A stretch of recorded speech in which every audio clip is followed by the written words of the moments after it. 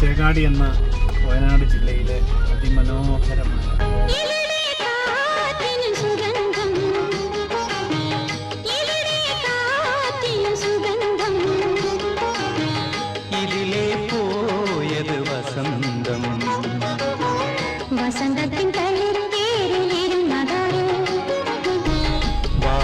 സ്വപ്നത്തിൻ തോഴിമാര് ഇതിലെ പോയത് വസന്തം വസന്തത്തിൻ തേരിലിരുന്നതാര് വാസര സ്വപ്നത്തിൻ തോഴിമാര്